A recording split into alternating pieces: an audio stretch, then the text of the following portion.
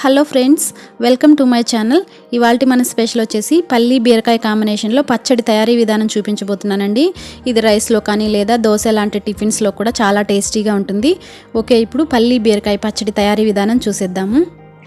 ముందుగా stove on చేసుకుని ఓ pan పెట్టుకుని ఇందులో 1/2 కప్పు పల్లీలు వేసి డ్రై రోస్ట్ చేసుకోవాలి. ఇవి సుమారుగా 100 గ్రామ్స్ ఉంటాయి. మీడియం ఫ్లేమ్లో బాగా రోస్ట్ చేసుకున్న తర్వాత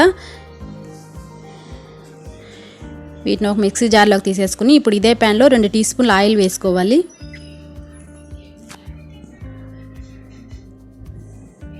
ఇప్పుడు ఆయిల్ కొంచెం హీట్ అయిన తర్వాత ఇప్పుడు ఇందులో 1/2 టీ స్పూన్ ఆవాలు, 1/2 టీ స్పూన్ జీలకర్ర, 1/2 టీ స్పూన్ పచ్చిశనగపప్పు, 1/2 టీ స్పూన్ మినప్పప్పు వేసుకొని వీటిని కొంచెం ఫ్రై చేసుకోవాలి. ఇప్పుడు ఇవి కొంచెం ఫ్రై అయిన తర్వాత 1/2 కేజీ బీరకాయ నీట్గా క్లీన్ చేసి ఇలా చిన్న చిన్న ముక్కలుగా కట్ చేసుకుని ఇందులోనే వేసేసుకోవాలి.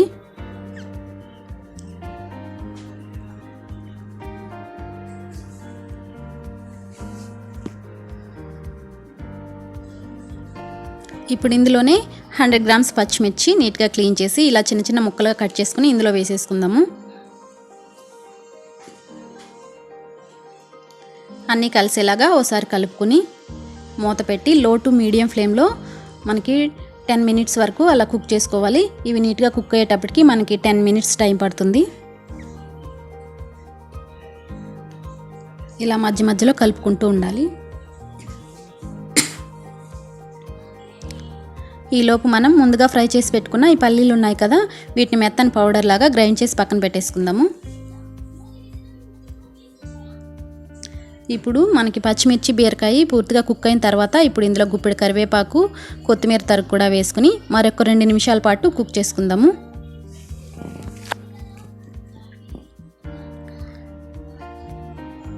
మరొక 2 నిమిషాల తర్వాత వీటిని కూడా మనం ముందుగా పౌడర్ చేసి పెట్టుకున్న పల్లీ పౌడర్ ఉంది కదా, అదే మిక్సీ జార్లోకి వీటిని కూడా వేసేసుకుందాము.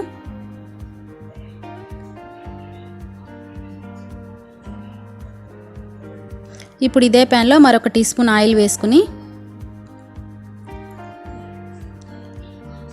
2 టమాటాలు ఇలా చిన్న చిన్న ముక్కలుగా కట్ చేసుకుని ఇందులో వేసుకోవాలి. ఇప్పుడు ఇందులోనే చిన్న నిమ్మకాయ సైజ్ అంతా చింతపండు కూడా వేసుకుందాం. 1/2 కప్పు వాటర్ పోసుకుని ఒకసారి కలిపి మూత పెట్టి టమాటాలు సాఫ్ట్గా గుజ్జుగా తయారయ్యేంత వరకు ఉడికించుకోవాలి. ఇలా టమాటాలు బాగా సాఫ్ట్గా మగ్గిపోయిన తర్వాత ఇప్పుడు ఇందులో 1 ఇంచ్ అల్లం ముక్క, 4-5 వెల్లుల్లి రెబ్బలు కూడా వేసుకుని ఇప్పుడు స్టవ్ ఆఫ్ చేసేసుకుని వీటిని పూర్తిగా చల్లారనివ్వాలి. పూర్తిగా చల్లారిన తర్వాత ఇలా మిక్సీ జార్లోకి తీసుకుని మరీ మెత్తగా పేస్ట్గా కాకుండా కొంచెం కోర్స్గా గ్రైండ్ చేసుకోవాలి. తగినంత సాల్ట్ కూడా వేసుకుని కాస్త కోర్స్గా ఉండేలాగా గ్రైండ్ చేసుకుందాము.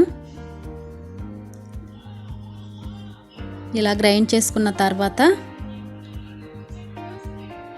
ఒక బౌల్లోకి తీసుకుందాం.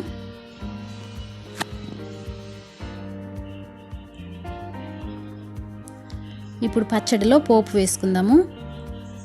ప్యాన్ పెట్టుకుని ఇందులో 2 టీ స్పూన్ల ఆయిల్ వేసుకుని పోపు దినుసులు వేసుకుందాము. ఆవాలు, జీలకర్ర, పచ్చిశనగపప్పు, మినపప్పు, 1 ఎండుమిర్చి. ఇప్పుడు ఇందులోనే 1 రెమ్మ కరివేపాకు కూడా వేసుకుని పోపుని పచ్చడిలో వేసేసుకుందాము. అంతేనండి, మనకి చాలా టేస్టీగా ఉండే పల్లి బీరకాయ పచ్చడి రెడీ అయిపోయింది.